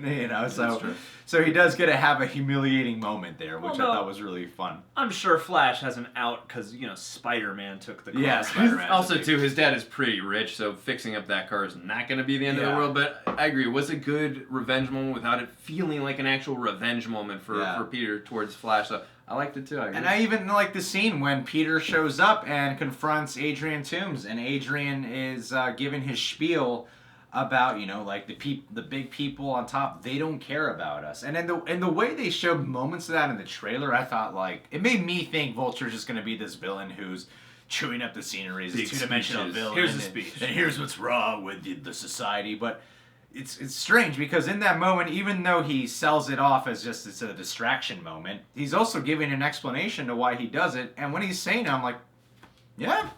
I still get where it's the whole movie later, and I'm still like, I get where you're coming from, honestly. I don't think you're a terrible guy. I understand your vendetta. And he kind of made mention too to Peter's like, where do you think Stark got that building from? By selling drugs to illegal people or to legal drugs to terrorists or something? That kind of was a little bit of a reference to Obadiah Stane from Iron Man 1, played by Jeff Bridges. That's exactly what he did when he worked for Stark Industries, and that's a big way of how they made money. And that's where Tony had to turn the page. Like, we cannot sell these kind of weapons. So. He did have a point, Michael Keaton, except he wasn't wrong in referring to Tony Stark that way. It was more Obadiah Stane, but that was a cool little Obadiah Stane, callback there. And I like, but even Tony Stark is complicit in that, and that's part of the learning lesson of that movie. Yeah, and did you also notice too when he's after Spider-Man webs his arm, and then he's like, "Nah, I was just distracting," or something like that, and then the Vulture wing trying to hit you. Yeah, but the wings come in, and Spider-Man backflips out of the way. It really reminded me a lot of the first Raimi Spider-Man when Green Goblin dies. He's Godspeed, Spider-Man, and then the glider comes in, and then Peter has to jump out of the way, and it just impales the Goblin. It really harpened back to remind me. Tell Harry. Yeah, it visually reminded me of that. So yeah. And we also have the moment that I really like where Ned gets to literally become the guy in the chair. He gets to become the dude behind the headset who's helping Peter figure out locations of where to go. He's Oracle. Yeah, he's Oracle. He's Felicity. He's everyone. And I like how he proclaims it proudly. Guy in the chair. Guy in the chair. And the funniest joke out of the whole film. Oh, I know where you're going. He definitely had when. Because what are you doing in here? I was thinking he would say this, but I wasn't expecting them to go there. And it was his delivery that made it so funny. When the teacher walks in and goes, "There's a dance going on. What are you doing here?" "I was looking at porn." Yeah, because it's like it is kind of an obvious joke, but at the same time you're like, well, if you're being practical. It sounds like you're just copping to something because, if you try to make up an outlandish excuse, it's only going to cause them to come over and check your shit out. So the scene that I think stood out for a lot of people, as for a movie that's filled with a ton of laughs, there is one very strong emotional scene. That is when the rooftop collapses onto Peter, and he can't get up, and he's feeling weak, and he's screaming for help. Calling out to nobody. He's calling out to nobody. Yeah.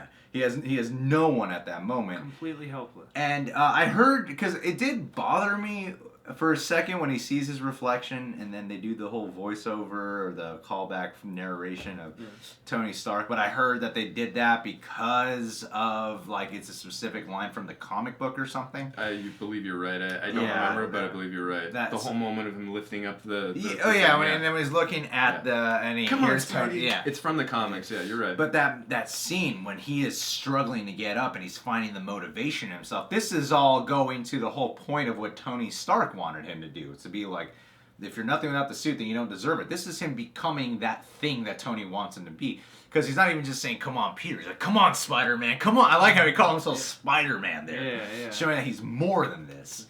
And he finds the strength. So it's also about him learning to find his strength, which I really like. I can't really think of a scene in any of the other Spider-Man films where I've seen the character in such a peril moment where I'm like, I really feel he's so powerless and could just really die right now in this moment. Mary Jane is breaking up with him in the park. Oh, good call, dude! Absolutely. I remember my theater started laughing during that moment too. But no, but like just hearing the agony in Tom Hardy's voice, that feeling, the feeling of power.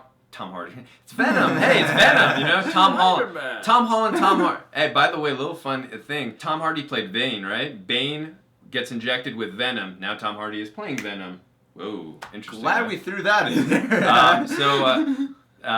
But getting back to what I was saying, I love seeing Tom Holland's voice of desperation, of feeling like powerlessness, the feeling of powerlessness there, like, somebody help me. Like, I really felt in the moment, like, that I felt so claustrophobic in the moment when I was having, like, Spider, get out of there, dude. Like, it kind of also, like, felt a little bit like that movie with Ryan Reynolds, Barry, that claustrophobic feeling where the character is just imperiled and stuck. Things like that really affect me, and I wasn't expecting that from this movie too. Yeah. Like that was one of the most surprising and impactful moments, I think. It was a great scene, and I thought it was a good balancing tone from all the humor we had gotten throughout the film. Like, it balances out the tone problem. It's not, this doesn't really fit here. Yeah, we get to the plane sequence. You know, good thing the trailer shows you that happens. But you know, there's fun stuff on the plane. That Happy is loading for Tony. He's transporting a lot of stuff to the new Avengers headquarters. On that plane, there's a couple of things that you noticed. Yeah, one of the main things I noticed, obviously, we see one of the Iron Man masks, and we see some Chitauri weapons from the Battle of New York. But the big one that stood out to me in the background when with Michael Keaton's Adrian Toomes, you see the Mark 42 Iron Man suit, which was the main Iron Man suit in Iron Man 3. And of course, that suit was destroyed when it got onto Aldrich Killian and he self-destructed it. But obviously, of course, he's rebuilt that suit and put it in here. So I thought that was a nice little homage to touch up to Iron Man 3. Yeah, and the plane sequence was cool. That was is a really good action sequence for sure. Mm-hmm. I mean, not a whole lot there to really touch on. It's like, for me, when I do spoiler review, it's not about breaking down the details of the action sequences or talking about how cool these things are. It's more the emotional stakes and the consequences of what's going on as they set up the weapon that he has to, what's it called, the latitude, the altitude. Yeah, it's that altitude sealant thing. Yeah. Well, yeah, when the plane goes down and then it crashes, you don't get like a huge fight scene like a lot of these movies build up to between Vulture and Spider-Man. Spidey's like getting his ass kicked for a lot of it, actually. And Spidey actually loses the fight, if you think about it. He loses the fight. He does. Because then Vulture's about to get away, but because of his own mistake, it explodes. The wings explode. He doesn't realize that he's picking up something that's about to blow up. But Peter then does have a redemption moment. Is it the wings that explode, or is it the thing that explodes in there? I think it's inside the wings, because it's the wings that crashed through the airplane. Yeah. So I think that's where he sees it. I thought they zoomed in on the box of arc reactors. You could be right, but I thought it was the wings. But anyway, besides the point of... he recognizes he's in danger, and he really tries to warn him and to save him. He knows what it's like to be fatherless. He doesn't want that for Liz Allen. He cares about her. He doesn't want that to happen. He cares for Liz. And I'm sure Peter doesn't want to see anybody die needlessly. I just can't stand the expositional dialogue in that scene where he's like, think about Liz, the girl I'm in love with. Like, I can't believe he said that. Yeah, he did. Your daughter. The black woman I'm in love with. Yeah. How are you her dad? She doesn't look half white. Why does she have a different last name? You're an interracial couple. Like, this is a big opportunity. Like, they just said all this expositional dialogue. Yeah, but I will say the scene where they're fighting on the airplane and he's not in that Iron Man spider, the spider suit, and you don't feel he's got that protection of the parachute and other things. Like, he's in he's in that old school suit, and like, he is something without this suit. And when he's 30,000 feet in the air, like, again, from that moment you mentioned described in the Washington Monument, where he's like over the edge, like me being so scared of heights, like just him being up there in that suit, and like I felt so much danger and tension in those moments. And Vulture's obviously got the high ground. He's the one. He's able to fly, and Spider's stuck to a plane. And I was glad that Vulture did not die. First off, a lot of times in Marvel, villains get killed off that could probably be better explored in future installments. Not just vaporize him. Yeah. And also, like him dying and stuff, like we've had that with other Spider-Man villains in prior Spider-Man films. Would have been a lot of Green Goblin reference-y to me if that happened in its own way. But I'm glad that Spider-Man did still get to save his life, and Vulture respects that. You could see, like, without them saying anything, This kid won't stop. yeah, you can see that's probably adds onto the list of the mid-credit sequence as to why Michael Keaton does not reveal that he knows who Peter Parker is. And he also mentions too. So I'm sorry. Go ahead. Oh no, that really caught me up because I found myself going, I really hope Peter can save him. Yeah, You know? and he does save him, and I love the callback to him leaving a note with a pen and paper. Yeah. Got the Vulture. Just that respect you're talking about from Adrian Toomes to Peter Parker. Like, he even says when Peter confronts him before the roof collapsed on him, like, Peter, you really got grit. Like, I didn't when you came up to the house, I was like, why Elizabeth this boy? But now I see it. Like, yeah. Like he does have some. There is a kind of a. He recognizes he's the little guy, and he respects some qualities that Peter does have. You know, so. And then they have the scene where they're deciding whether or not Peter should get expelled out of school. And that's with another Easter egg. Yes. Andrew, take it away. Hey, so I pointed this out to you in the theater when this was happening. We see Kenneth Choi, who was in Suicide Squad too, by the way. Guy gets around in comic book films. He actually plays Jim Morita in Captain America: The First Avenger, one of the Howling Commandos, and in this film, same actor. He's the Asian guy in The First Avenger. Let's not label people. But yes, that is correct though. But yeah, and in this film, same actor, he's playing Principal Morita. So, and also we see a picture in black and white of Jim Morita from the first Avenger, Captain America, the first Avenger film, in his office. So I'm assuming that's his grandfather or something like that. Or maybe he had the super serum too. Could and be. Instead of saving the world or being a bad guy, he decided to become a high school principal. We figured out this Maybe theory. The super serum just went all to his brain. Yeah. He just got really He could have been frozen in time with leadership Cap. skills. He could have been frozen in time with Cap. Yeah, he could have been frozen. Cap had a roommate. He was on the ship the whole time. I got a regular job. I woke up. And then Peter doesn't get the girl. Poor Liz. Her whole arc is she's just devastated by it. That poor lady. And hey man, that's another great thing about there's no Deus Ex Machina for that. I thought that scene went out beautifully. Just like yeah, hey Pete, whatever's going on with you, I hope you figure it out. And they leave that on a bittersweet note. Yeah, and I like, and we haven't talked about Happy that much in the spoiler review. I like the bathroom sequence. My first thought was, this is a little weird that a grown man is in his high school boys' bathroom right now. But the awkwardness when the other kid walks out and they're like... And then I like how Happy is having his whole arc too of like, I owe you an apology. I owe you one. Yeah, I owe you one. And then, like, Peter's like, is Tony here? He's like, the bathroom? No. It's so funny. And then, of course, the big scene, Iron Man is... What about MJ, Michelle? Oh, yeah, that big thing.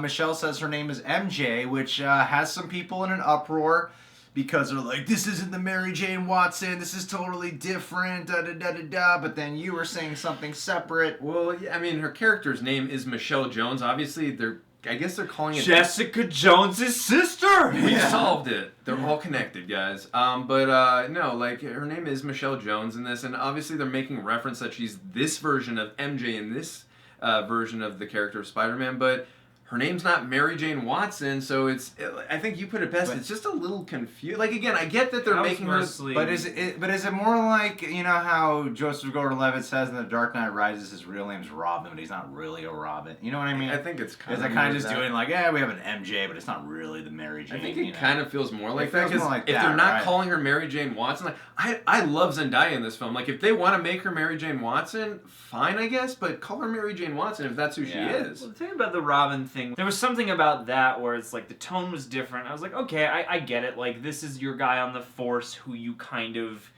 you trust in, and so like in that sense, I was like, okay, it's not exactly in line with the comics, but I didn't mind that as much as this just kind of confused me. Yeah. Because there's only so much, I think that there's only so much you can change something before it's just not that thing anymore. So I was confused as to what they're trying to do. And it has nothing to do with her race, first off. We want to make that clear. She's awesome in the movie. Oh, yeah, she just doesn't behave like Mary Jane and they don't Watson. have the history that Mary Jane and Peter Parker She's even have. flipping him off in one of the scenes. And, like, There's not the romantic chemistry. There's all these a lot of things it just seems so different from what MJ is supposed to be to Peter Parker. Right. That and she's got the crush on him. Yeah, as opposed it to the changes other way things around. so drastically Right. that it's like it just doesn't seem like MJ. And I'm all for something different. I'm usually open to entertaining something different, but I thought the way that they revealed that Confusing. too only made it confusing to me, because I was like, oh, this is clearly you want this to be a moment, and I don't get the moment.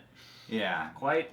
Past that though, we get to the scene where he goes to the Avengers headquarters. It's everything that Peter in the beginning wanted, was to become a part of the Avengers, be inducted in. His treatment. And Tony Stark is like, hey, I was all wrong about it. All the dialogue's different than it was in the trailer, and that's because in the trailer's like, let the other people take care of this guy. You know? Yeah. I didn't notice that. Totally different dialogue. I think they did that to throw us off. This is not the end. Yeah, they just wanted more Tony Stark footage Yeah. in the trailer, Yeah. and to make it seem like he's in it more, I think. So when they have that scene, John and I were talking about on the car ride home. You didn't see it coming, him rejecting the suit, because you weren't even thinking about it. You weren't thinking ahead. Oh yeah, I was just pulled into the point that I wasn't. You weren't concerned about what extrapolating. Yeah, and for me, I was like, I felt like, okay, this is the arc he's going to be going through. He's going to deny the suit, but it's still a very effective moment. And it brings it all back to what the main theme and point of this Spider-Man is, of him being the friendly neighborhood Spider-Man. Mm-hmm. I love that he didn't say, yeah, I want to be a part of the Avengers still. He was saying, I just want to be, I got to look out for the little guy. Makes him more interesting. Makes him more interesting, makes him more personal, makes him more Spidey. Because it doesn't just make it, we got Spider-Man in the MCU, let's Avengers him up, you know? I always can respect a movie or a show or any story that doesn't give you what you want, but it gives you something that's true or that you need more. And it gives him the arc, and it gives him the character arc, and it also turns him into what Iron Man wanted Peter to be. Yeah. Something more than that. And even like the thing about, he's saying there's reporters outside and shit, but... This is a test? Yeah, it's a test. Yep, it's just a test. Yeah. And then all the reporters. Yeah, that was great moment. Yeah. No, and Easter eggs all and throughout. he took everybody by surprise. Yeah, and really quick too, just like I think what harpened Peter to making a big part of that decision when he wasn't with the Iron Spider-Man suit anymore, he was like he was getting his life back in track and in order. And again, I think he just wants to keep it simple. He just wants to keep his feet on the ground. I just don't think he wants to leave Ned behind. For sure. I think the guy in the Peter chair. Parker is going to be gay, and I'm excited for that. I can see it. I could see it too. Hey man, I would love a gay Peter Parker. I mean, I feel like when we get gay couples, it's like they're both. But imagine if Peter, imagine if Peter Parker was dating Miles Morales. Oh, that would be cool. Mm. Two Spider-Men. Let's go to the Easter eggs now, and there. All right, there's plenty of Easter all eggs. joking aside, I did appreciate, just as a sidebar, just how diverse the movie is without, again, being screaming about it. Yeah. You know? And one other thing I wanted to say before we go on the Easter eggs, I also liked how Tony Stark was kind of taking a little credit for like, so when I was being a hard ass on you, that inspired you, that got you back to like, he's I like the self-awareness of the movie. Yeah. So, but I did like seeing like how again we see that the impact of how much Tony really cares about this kid, seeing him like you said, being better than him, making the right decision, like that's the faith he saw in him from the beginning, and to see him like it's watching like a father watch his son turn into a man. It's a great moment, and it plays off. It's played off beautifully in the film between Tom Holland and Robert Downey Jr. Exactly. There's so much to that arc that makes it so pivotal for who Spider-Man is, and it was beautifully done. But let's get to the Easter eggs. So if you notice the shirt that Peter Parker is wearing when he's going to get the Ultimate Spider-Man suit, it says, "I lost an electron." You might have said what it said on the back. I don't remember. Are you positive? Yeah. So that's the shirt that Pepper Potts wears in Iron Man 3 when she's viciously woke up when Tony's having a nightmare. From the Battle of New York sequence, so that's the same shirt. So cool. That was a cool moment. Obviously, the suit that Tony is trying to present, that's the Iron Spider suit from the comics.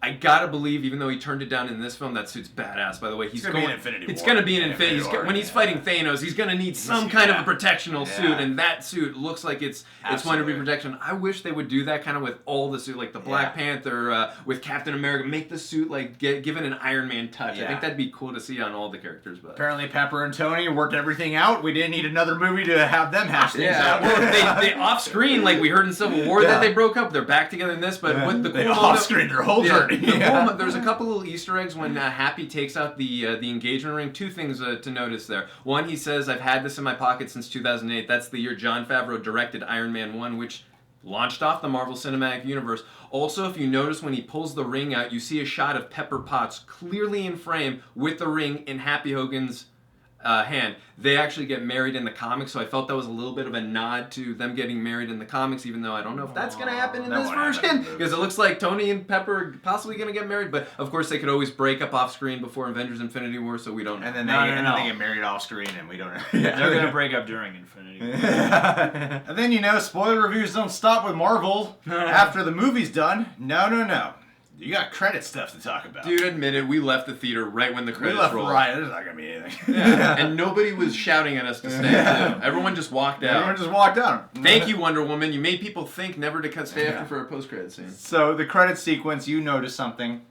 Yes, so if you noticed, Spider-Man, by the way, it was kind of like an MTV sequence on the whole end sequence. I loved all that. But if you looked at Spider-Man's face on some of the shots, like the colors were changing in his face to the Miles Morales color. So again, they're really harping and throwing that a little bit to us, like, we're planting that seed of Miles Morales. It's coming at some point. Maybe not in film 2 or 3, but at some point it will come, especially that Easter egg we got with Aaron Davis and his nephews. And isn't Donald Glover developing an animated Miles Morales Spider-Man show for FXX?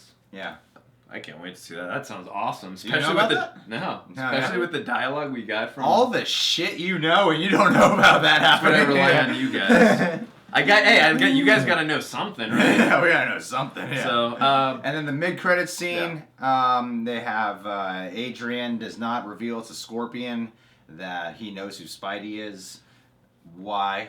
Why, Andrew? Well, I think you mentioned it. I think we mentioned it earlier. He saved his life. But what do you think that means for the future? That Scorpion's going to be the they're setting up this. They're setting up the Sinister Six for sure. And also too, what I noticed on that scene was it appeared that the prison that they were in was the raft, the prison from Captain America: Civil War that's in the middle of the Atlantic Ocean. And last time we of course saw that was in that film where we saw Captain America breaking out the Avengers at the end of that film that were in prison there. So cool touch. But also it lets you know like the threat level that they thought about the Avengers when they're putting criminals of that nature into these kinds of prisons. That's true. Good point. Yes, Greg and Andrew, but I think the important thing to take away from the credits is at the very end, because you know what? After the credits, there's a great bit about patience. Starring Captain America. We get our own PSA. That was brilliant. It was. That was one of the best self-aware Marvel moments I think I've seen in a long time. It's just Cap against a white background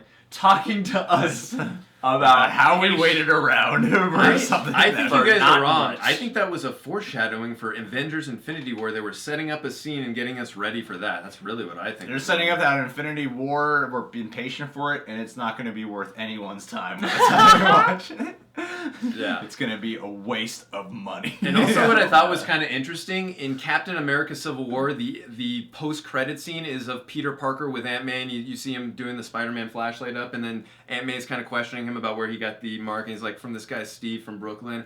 But I liked how in this film, now in Spider-Man's film, now Captain America gets the post-credit scene, so I thought that was pretty cool too. I like when Captain America makes cameos in other Marvel films. Thor: The Dark World, that might have been my favorite one. It's always where Loki it's comedic. It. Like they make use of him being a comedic element, and I appreciate that because you don't really perceive Captain America as being a funny dude. Even though Chris Evans has played so many funny characters. Well, because his movies are, especially the second two, are very intense and very... And he's the leader of the Avengers. He's much more serious and straightforward. So it's nice that when you get... It's his awkwardness that can be funny, too, where he's like, I understood that reference. Yeah. Like, moments like that, and like you can relate to that, because he's a man at a time. Yeah, but he doesn't really crack too many jokes. He's not really perceived as like being one of the funny characters. So it's cool that when he makes these cameos, they have him do something that's intentionally really funny. Because every time they cut to one of his PSA'S, because there's 3 you see in this movie. So every you got detention. Yeah. Those are all really funny moments. You should get in shape. I know the feeling of a body changing. Yeah. To your gym teacher. He's on the other side. That was great. And then there was one more additional Easter egg that I made a note of that I thought maybe you want to point out. Do you want me to point it out? You don't want to point it out? You do Disney owns Marvel and Star Wars. That's the S. Well, of course, pretty much that is the reference. Yeah, but really, just a little going more into it. Obviously, we see the Death Star, the Lego Death Star, and he's also got the Lego Emperor Palpatine. We also, I believe, we see an X-wing inside of Peter's room, a toy version of the X-wing. Also, if you remember in Captain America: Civil War, for the idea that he got for taking down Giant-Man, see what I did there? He got that from Empire Strikes Back, where the snowspeeder with Wedge and Jensen piloting it, that's what they did. So clearly he's a diehard Star Wars fan, which something we can all relate to for the most part. Kids. And also too, I like that it really shows that the Kevin Feige, of course, but the creators of the Marvel Cinematic Universe, they're big Star Wars fans, because if you watch the Phase 2 films, you know, Thor: The Dark World, Iron Man 3, Guardians of the Galaxy, Captain America: Winter Soldier, and Avengers: Age of Ultron. In each of those movies, someone like Luke Skywalker loses a hand. Yeah. So there's a lot of, in Phase 2, where Star Wars Easter eggs, and I like how they're, again, harpening it from Captain America: Civil War with the Snowspeeder reference, and of course they're big diehard fans of building things Star Wars-wise, so I love that. And again, it's more relatable for people like us who are diehard Star Wars fans. We're like, I totally relate to Spider-Man here. I love Star Wars too, so it's cool to know he's a fan too, like us. Like it feels like, even though we don't have powers, like we are Spider-Man. We're that character in a way. So yeah, this film is great. It's fantastic. It's amazing. We're wrapping this video up finally. If you guys, stuck around this long, I appreciate Let's web you. this review that up. was Greg, John, and Andrew's spoiler review. That was Greg, John, and Andrew's theories and predictions. And that was Andrew's Easter egg notices. With Greg and John's With help. Greg and John's help of knowing when to insert them properly while discussing them. Good job, guys. Good job, Highly team. researched review we've Andrew, you are the head of this review. I really appreciate you being here. You have no idea. My pleasure. It's his birthday in a couple days. Happy birthday, Andrew. Thank you. I appreciate that. Andrew, it's your birthday. As a birthday present, I thought, hey, why don't I give you some attention on this channel? That's the most I'll offer you. Not actual money You're or a good friend. physical present. I'm going to Just- buy you another shirt. Just a little promotion What's to wrong go with this check shirt? him out on the Good shirt. Movie Source channel. Movie Source channel on YouTube that he does with his cousin Jason. Go check him out on there. They got a lot of great videos. Obviously, this guy knows what he's talking about when it comes to cinema. He's a cinephile. Trust him, love him. I want him on the Schmodown. If you guys, you would destroy that game. if you guys made it to the end of this long ass discussion, tweet Harloff that Christian. you want Movie Source channel, you want Agor711. That's his Twitter handle on the Schmodown, because he deserves to be on there for sure. Hey man, if we ever have a 3-person team, you are Triple threat. Yeah. One day I'm just gonna call in sick, but I can't make it. Andrew's gonna fill in for me. Watch, I'm then just I gonna miss sit back. and then I miss every question, and then they're gonna say, Yeah. "Don't ever suggest anyone again." Well, guys, thanks for being here. Subscribe to The Real Rejects. Click that notification bell. Leave a comment. Is there some Easter egg you noticed or a theory you want to leave down? Come on, comment. Let me get an interactive crap. Join the conversation. Dad John Humphrey on Twitter and Instagram, social media manager at Blumhouse. Check out our Patreon for exclusive rewards, awesome perks. We're having a ton of fun over there. And as always, and to mention one more time, Andrew Gordon, Agor711 on Twitter, Movie Source channel. Movie Source. He's the man. Go watch Spider-Man Homecoming. Obviously, it's worth it. Goodbye.